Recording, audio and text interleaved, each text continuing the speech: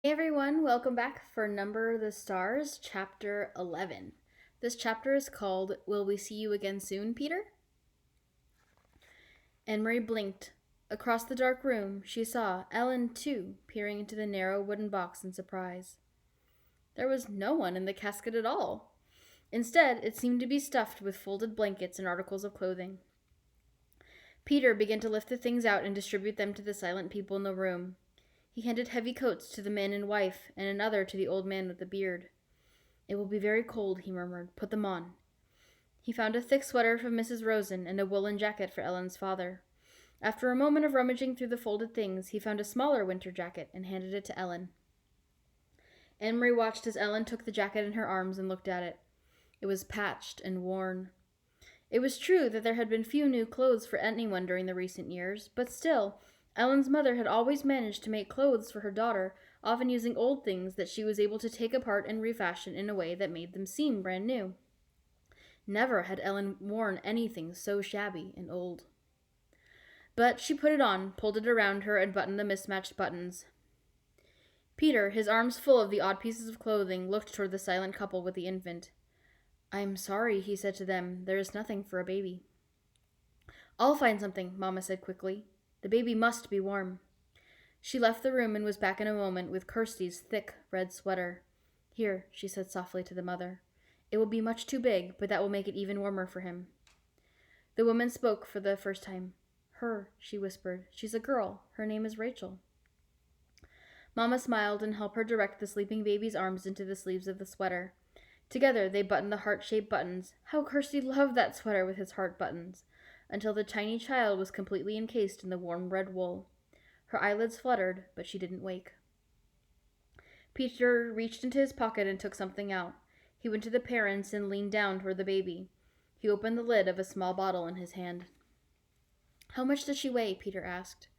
"She was 7 pounds when she was born," the young woman replied. "She's gained a little, but not very much. Maybe she weighs 8 pounds now? No more." "A few drops will be enough then. It has no taste. She won't even notice." The mother tightened her arms around the baby and looked up at Peter, pleading. "Please, no. She always sleeps through the night. Please, she doesn't need it. I promise she won't cry." Peter's voice was firm. "We can't take a chance," he said. He inserted the dropper of the bottle into the baby's tiny mouth and squeezed a few drops of liquid onto her tongue. The baby yawned and swallowed. The mother closed her eyes, and her husband gripped her shoulder. Next, Peter removed the folded blankets from the coffin one by one and handed them around. "Carry these with you," he said. "You will need them later, for warmth." Anne Marie's mother moved around the room and gave each person a small package of food, the cheese and bread and apples that Anne Marie had helped her prepare in the kitchen hours before. Finally, Peter took a paper-wrapped packet from the inside of his own jacket. He looked around the room at the assembled people now dressed in the bulky winter clothing, and then motioned to Mr. Rosen, who followed him to the hall. Anne Marie could overhear their conversation. "Mr. Rosen," Peter said, "I must get this to Henrik. But I might not see him. I am going to take the others only to the harbor, and they will go to the boat alone. I want you to deliver this without fail. It is of great importance." There was a moment of silence in the hall, and Anne Marie knew that Peter must be giving the packet to Mr. Rosen. Anne Marie could see it protruding from Mr. Rosen's pocket when he returned to the room and sat down again.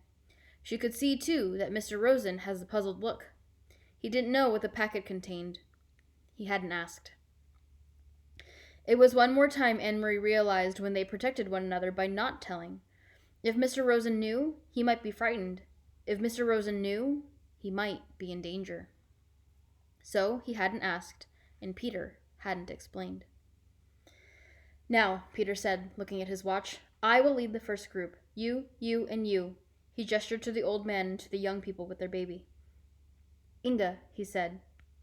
Anne Marie realized that this was the first time she had ever heard Peter Nielsen call her mother by her first name. Before, it had always been Mrs. Johansson, or, in the old days, during the merriment and excitement of his engagement to Lisa, it had occasionally been Mamma. Now, it was Inga. It was as if he had moved beyond his own youth and had taken his place in the world of adults. Her mother nodded and waited for his instructions. "You wait 20 minutes, and then bring the Rosens. Don't come sooner. We must be separate on the path so there is less chance of being seen. Mrs. Johansson nodded again. Come directly back to the house after you have seen the Rosens safely to Henrik. Stay in the shadows and on the back path. You know that, of course. By the time you get the Rosens to the boat, Peter went on, I will be gone. As soon as I deliver my group, I must move on. There is other work to be done tonight. He turned to Anne-Marie. So, I will say goodbye to you now. Anne-Marie went to him and gave him a hug. But will we see you again soon? She asked. I hope so, Peter said. Very soon. Don't grow much more, or you'll be taller than I am, little Longlegs. Anne-Marie smiled, but Peter's comment was no longer the light-hearted fun of the past. It was only a brief grasp of something that had gone. Peter kissed Mamma's cheek wordlessly. Then he wished the Rosens Godspeed, and he led the others through the door. Mamma, Anne-Marie, and the Rosens sat in silence. There was a slight commotion outside the door, and Mamma went quickly to look out. In a moment she was back. It's all right, she said in response to their looks. The old man stumbled, but Peter helped him up. He didn't seem to be hurt. Maybe just his pride, she added, smiling a bit. It was an odd word, pride. Anne-Marie looked at the Rosens, sitting there, wearing the misshapen, ill-fitting clothing, holding ragged blankets folded in their arms, their faces drawn and tired. She remembered the earlier, happier times. Mrs. Rosen, her hair neatly combed and covered, lighting the Sabbath candles, saying the ancient prayer. And Mr. Rosen, sitting in the big chair in their living room, studying his thick books, correcting papers, adjusting his glasses, looking up now and then to complain good-naturedly about the lack of decent light. She remembered Ellen in the school play, moving confidently across the stage, her gestures sure, her voice clear. All of those things, those sources of pride, the candlesticks, the books, the daydreams of theater, had been left behind in Copenhagen. They had nothing with them now. There was only the clothing of unknown people for warmth, the food from Henrik's farm for survival, and the dark path ahead, through the woods, to freedom. Anne-Marie realized, though she had not really been told, that Uncle Henrik was going to take them in his boat across the sea to Sweden. She knew how frightened Mrs. Rosen was of the sea, its width, its depth, its cold. She knew how frightened Ellen was of the soldiers, with their guns and boots, who were certainly looking for them, and she knew how frightened they all must be of the future. But their shoulders were as straight as they had been in the past, in the classroom, on the stage, at the Sabbath table. So there were other sources, too, of pride. They had not left everything behind. All right, that was chapter 11. See you next time for chapter 12.